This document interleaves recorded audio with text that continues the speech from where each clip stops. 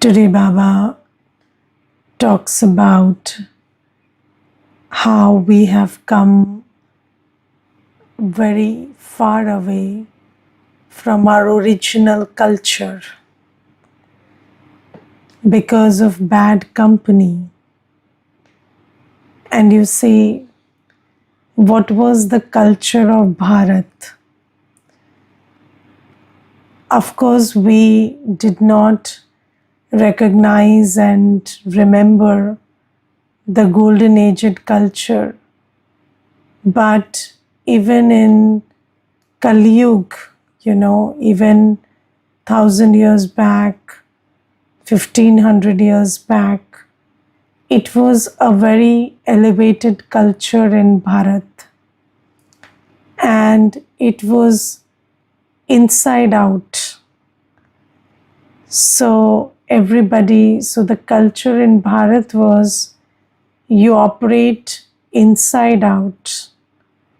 So who you are inside mattered more. And you see, we are the people who gave examples from Swami Vivekananda's life, where he went to a foreign country and then he was mocked at his dress. And then he said that in your culture, a tailor creates a man. But in our culture, in Bharat, values create a man. So we came from that place.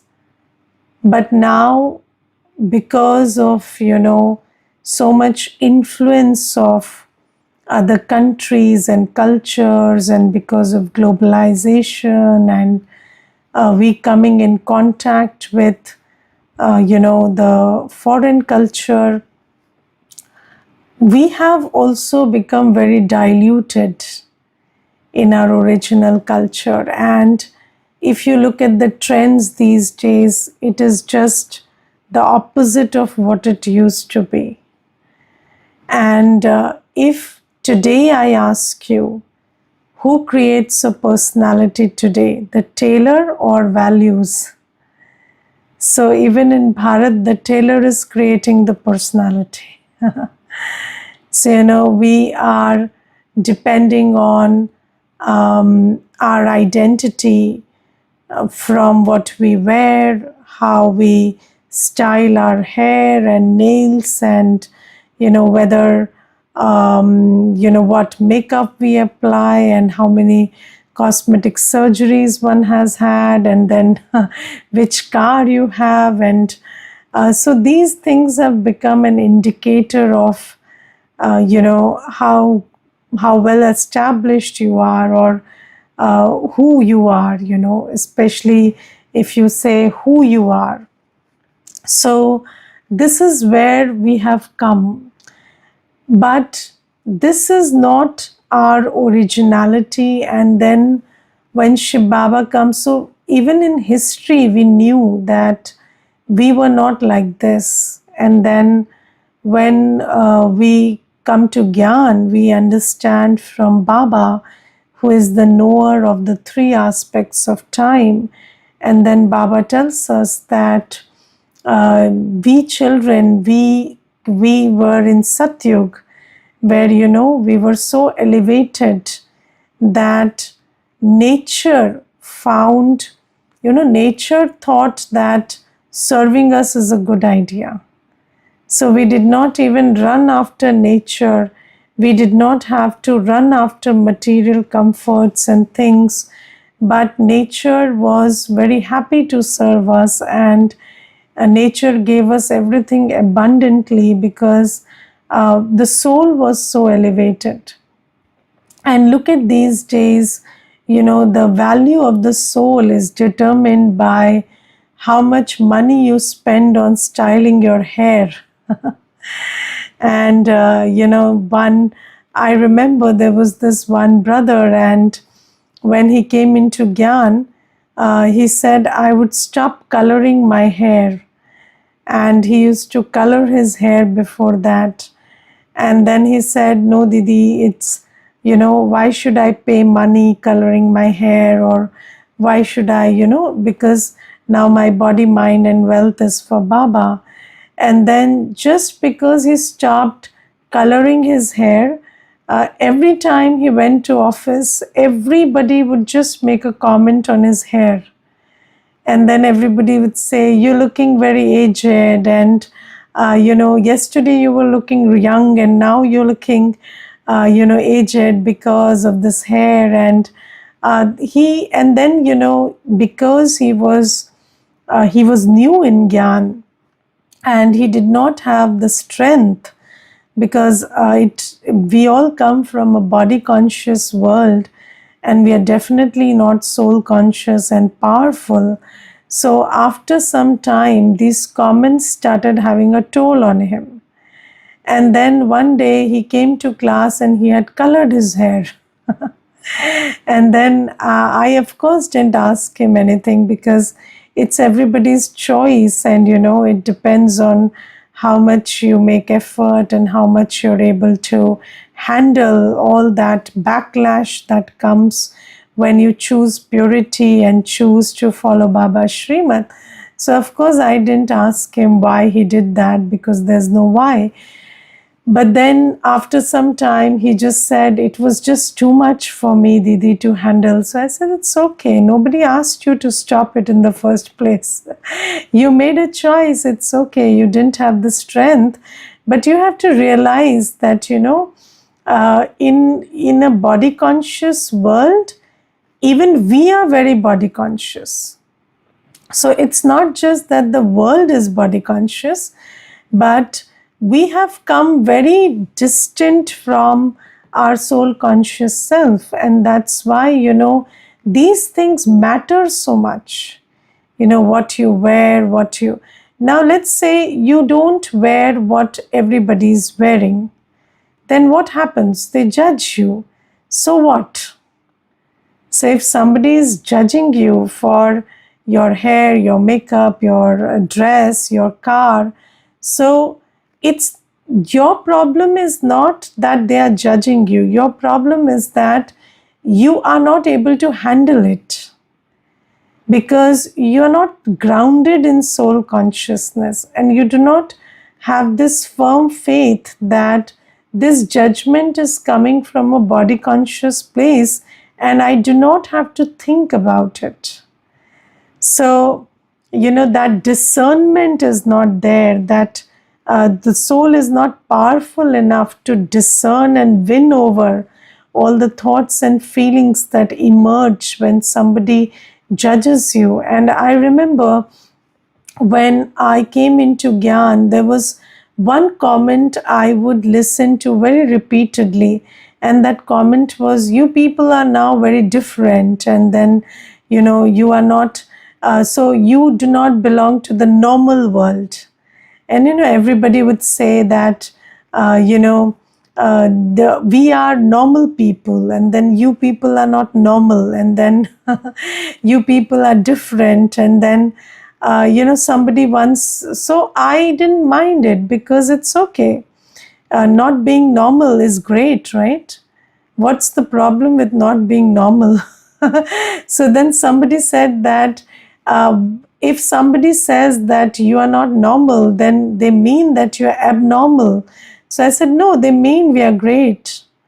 So why do you think that the opposite of normal is abnormal? The opposite of normal is great. So, so you take it like that, because you have chosen what you have chosen, because you have the ability to choose it. And why spend your time, thought, energy, money, resources on decorating your body so that your body gives you a sense of self-worth? No, you know you are worthy, so you don't need to, spend all that time and thought and energy and money.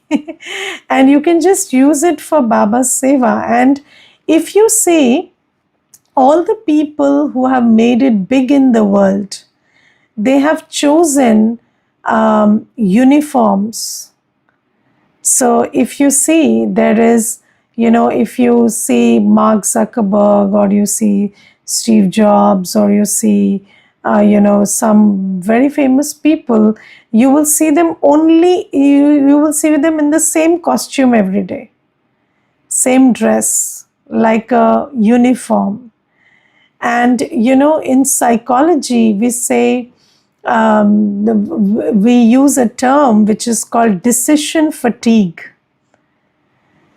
And when you're very body conscious and you are making a lot of decisions about what to wear, and then what to wear with that, and what to wear with that. So, what color dress to wear, and then what format of dress to wear, and then what shoes to go with that, and then what earrings, and what, brooch, or whatever, you are always making these decisions. Then what happens is your decision making ability is hugely spent on it. And then your capacity to make decisions while you are at work or about your life in general is reduced considerably, because your decision making capacity is wasted in these trivial things. And so, having a simple lifestyle where you eat the same, and you see these days people say that, most people, they say we eat the same food every day, for 5 years, 7 years. If you look at people who are very successful, they would say, I have a diet chart and I eat the same food every day. And most people choose to, when they can afford, so they choose to, dress in the same manner every day. Because if you did that, then your decision making ability would not be spent in these trivial things. If you ask yourself, just think about how much of your spiritual energy, how much of your thought and decision making and discernment are you using to decide what to cook in every meal? The biggest question in a household today is what to cook for breakfast, what to cook for lunch, what to cook for dinner.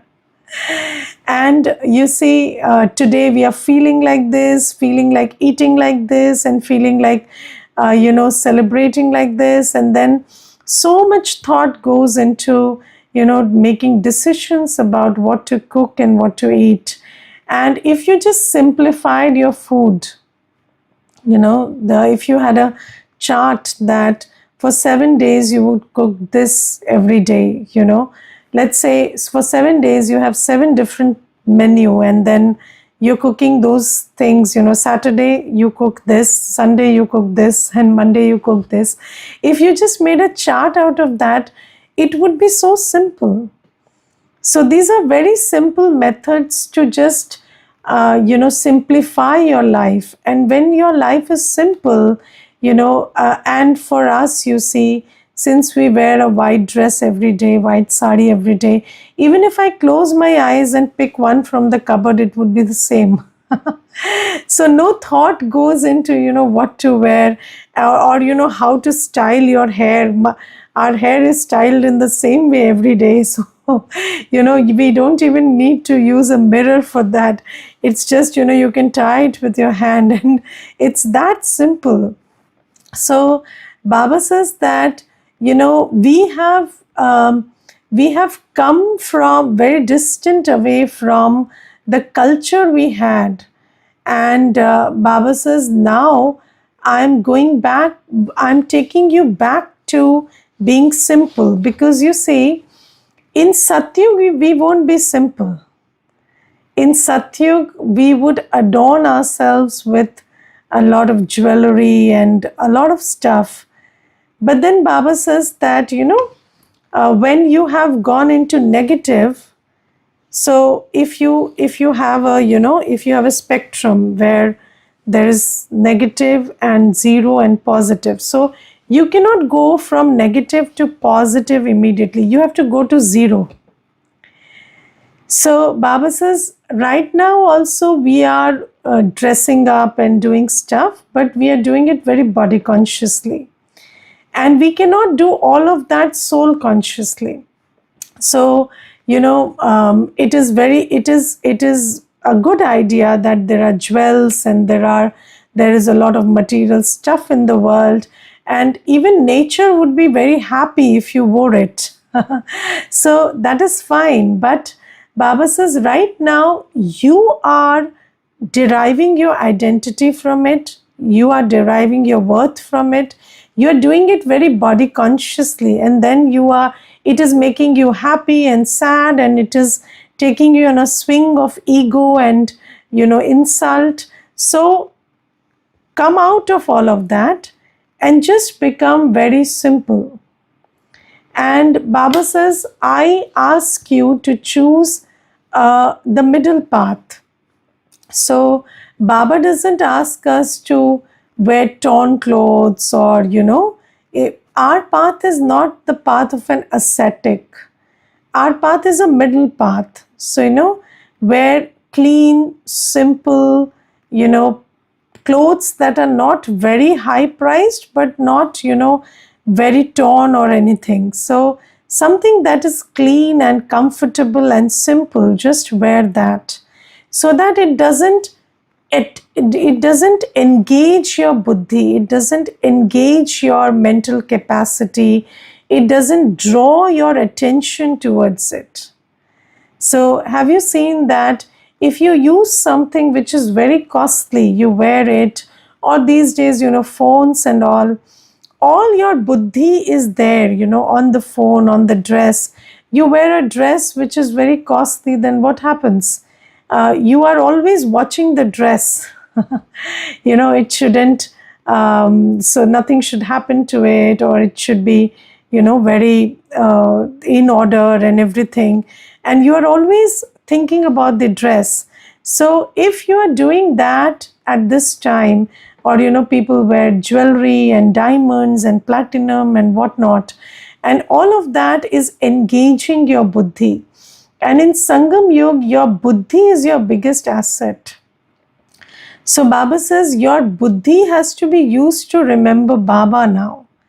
So just simplify your lifestyle. Do not engage your buddhi in stuff to make decisions, and also, while you're using it, it shouldn't be that costly or that attractive that it attracts your buddhi. And Baba says that then you have to use your buddhi for remembrance and seva. So it's very important to have a simple lifestyle, because people who don't have a simple lifestyle, they cannot be yogi, because you see, the same resources which you need for being a good yogi, your time, thought, energy, money, all of that is being spent in being body conscious and maintaining that gaudy lifestyle or body conscious lifestyle. So Baba says, if you didn't simplify your lifestyle, your buddhi yoga, your time, mind, body, wealth won't be free for remembrance and seva. And then Baba gives a very good example for that. Baba says that, when there is a marriage in India, then before the marriage, the bride is supposed to wear very simple clothes, and she's applied turmeric and curd and stuff, and it is called vanvaha. So we call that vanvaha in Hindi, when the bride is supposed to, when the bride is in the parents' home, she's supposed to be very simple, so that when she dresses up, she'll be very beautiful. So Baba says that right now you are in your parents' home. Shiv Baba and Brahma Baba are here. So this is your Piyar Ghar, or your parents' home. And then Satyug is your Sasur Ghar. When you go to Satyug, that's when you will go to your bride's home, your bridegroom's home. So in this parents' home, you stay very simple. And then when you will be decorated in Satyug, it will be very beautiful, because in Satyug you will not be body conscious, and then you will have everything, but then it will not be a cause of worry or attachment or attraction or concern to you. It will just be there, and it will be there for you. So Baba says, in order to go from negativity of body consciousness to positivity of Satyug, where you have everything and you're not attached, first you have to withdraw your intellect completely from everything and adopt simplicity. So this is something that Baba mentions today. And then Baba talks about being God's helpers. And Baba defines today who is God's helper. And Baba says the children of Baba who make the effort to practice soul consciousness for 8 hours a day are God's helpers. Yes, so you see, so Baba says the most important thing is being soul conscious. Even in the beginning of the Murli, what Baba underlines is soul consciousness. So are you in soul consciousness? And you see, how can we help Baba? So you can only help Baba through Baba's energy. So you see, you cannot help Baba. You have to help Baba help you. So Baba is the helper. We cannot be the helpers. But Baba says you have to be the helper who helps Baba first help you. And then help Baba help others. And how do we help Baba help me and help Baba help others? By being this instrument. You know, when I am an obedient child following Baba's Shrimad, then I am helping Baba help myself. And then when I am an instrument for seva, then I am helping Baba help others.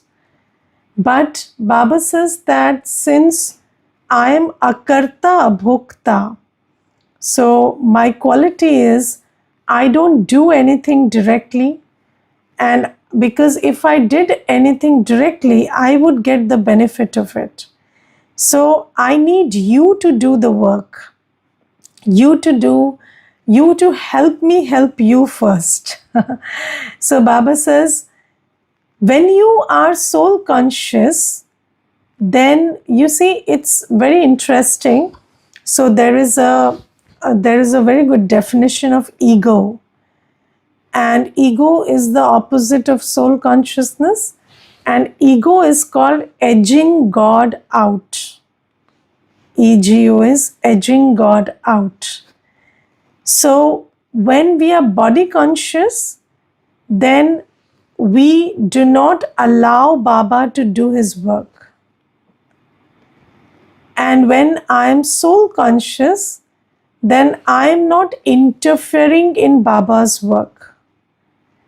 So what is Baba's work regarding me or about me? So Baba is the purifier. And Baba has come to purify me. And Baba is here purifying me. But then when I am in body consciousness, I am not allowing Baba to purify me. So I am edging God out. But when I am soul conscious, then my Buddhi Yoga is with Baba. Because you see, who you remember is decided by who you are. It is a very simple law. So when you think I am a mother, you will remember the child. When you think I am the doctor, you will remember the patient. When you think I am the boss, you will remember your employee. So the moment you sit in the awareness that I am a soul, I am in the 84th birth of my journey, and now I have to go back. And my father teacher Satguru is Baba, then your Buddhi Yoga is with Baba. So when you are soul conscious, and soul consciousness means many things. So you must try and today think and write about the various aspects of soul consciousness. So I will give you some hints. So one aspect of soul consciousness is I am the master.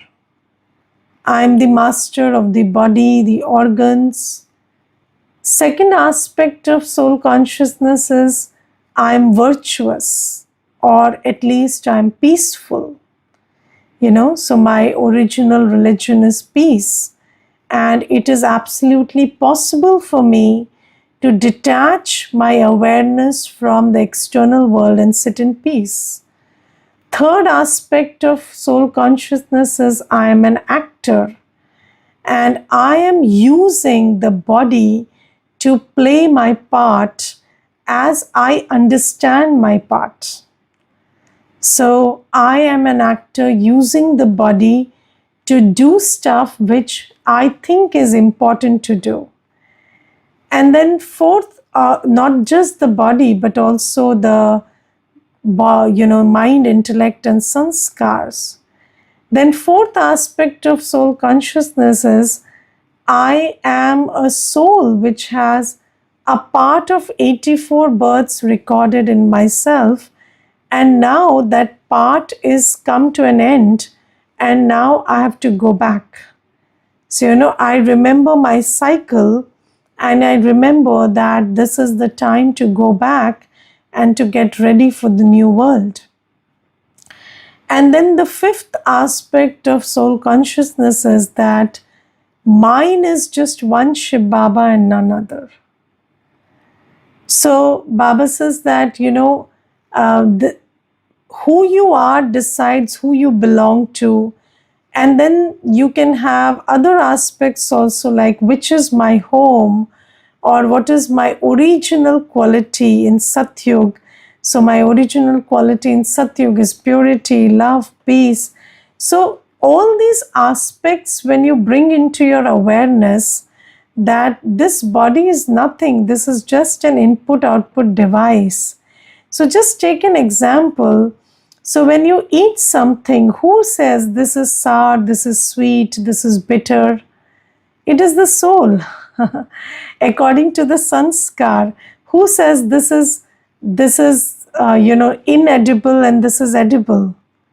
So according to the sanskar, so if you are a vegetarian, you are a vegetarian, your sanskar is that of a vegetarian, then you will say that non-vegetarian is not edible. But then if you are a non-vegetarian, if that sanskar you have created, then you would find that very attractive and edible. So Baba says that all these things the soul is doing, and I remember, there was this interesting thing, we never talk about the nose and skin much. So we don't think the nose is important, but the soul smells through the nose, and there are so many things which you discern through the smell. And you make decisions based on the smell. And I remember when it was COVID, at that time the smell was gone. And then everybody had COVID, so I was the one cooking in the center. And then I also had those same symptoms. And then at that time, I discovered that when you're cooking, it's very important to be able to smell, because whether the mustard oil is cooked enough or whether most things are cooked, you are smelling and discerning. And then at that time I appreciated so much that, the intellect is using the nose to figure out so many things. So the intellect, whether something is good or has gone rotten, whether something was lying outside for some time, some fruit, something, you smell it and then you know that it's rotten. And then the intellect knows that it's rotten and not edible. So all these discernments and decision makings the soul is doing. So you have to churn enough. You have to know that I am the one doing everything and I have to make decisions. I have to create thoughts and I have to choose how to act in every situation. And then you know that as a soul, you are in the end of your journey and now it's time to go back and to become pure. So you cannot go back without becoming pure. And then you know that the only one who can purify you is your Baba. The only one who can remove you from sorrow and take you to happiness is your Baba. Then you have Buddhi Yoga with your Baba. Because Baba is everything. Baba is the one who is giving you everything that you need. So Baba says that the most important aspect is soul consciousness, because if you want to be Baba's helper, you have to first help yourself. You have to first become pure. So do you know that the capacity or the capability of doing spiritual service stems from purity? You cannot do spiritual service if you're impure. So the spiritual service that we do is the service of making everybody pure. So how can you do that without being pure? So you have to become pure. And how do you become pure? Only when you remember Baba. Only when you practice being soul conscious. Because when you're body conscious, you can never remember Baba. And Baba says, in order to help everybody, you have to become your helper first. And for that, be soul conscious. And then, when you're soul conscious, when you're pure, then you can help everybody. God's helper you can become. And when you're body conscious, of course, all your resources are just for yourself, for your selfish needs, for your body conscious needs. But when you're soul conscious, you know that I will only be, I will go to a new world, a world of happiness, when this whole world changes into the golden age. So I am creating a world for myself by serving humanity. So I'm doing it for, so until and unless this world changes into heaven, how can I go to heaven? So I'm creating a world for myself. That awareness you have in soul consciousness. When you're body conscious, you think that everybody will suffer and you will be fine. That cannot be. When you're soul conscious, you know that we are all connected. And until the world changes, the world becomes a happy place, you cannot be ever happy. So then, when you're soul conscious, you know that you have to serve the world spiritually. And in doing that, you are creating your own fortune because you're creating a world for yourself only. But then only when everybody is happy can you be happy. And I remember there was this one brother who told me that, Didi, I am very rich. And then when even the whole world is in trouble, I will not be in trouble because I have the money and resources. So I told him, how much resources do you have? Do you have the resources to take care of yourself, your family? Then what about the milkman? What about the maid? What about the servants? What about the people who bring grocery to you from faraway places? So, what about the whole transportation system? What about, can you take care of the whole country? Can you take care of the whole world? Are you that rich? Can you ensure that all the supplies come to your city when there is a, when there is a natural calamity? So then he started thinking that yes, this is so true, that until and unless the whole world, nature and souls, they are all in their best state, nobody can say that I will always be happy. Because you are living in a connected world. And if you don't, so if the whole world is suffering, you will suffer whether you like it or not like it. And Baba says, when you understand, when you're soul conscious, then you become pure. Second thing, that until and unless the whole world becomes pure, because purity is the mother of happiness and peace, and the whole world becomes heaven, I cannot be better off. So then you start serving the whole of humanity, you start making effort to do spiritual service. And it all starts with soul consciousness. So Baba says, think about the fact that you are a soul, think about the truth of the soul, and then make an effort to remain soul conscious at least 8 hours a day. Because only when you make effort to remain soul conscious for 8 hours a day and remember Baba for 8 hours a day, you will burn your sins and become pure. So if I want to burn my sins of 63 births, I have to remember Baba for 8 hours a day, at least every day. Okay, Om Shanti.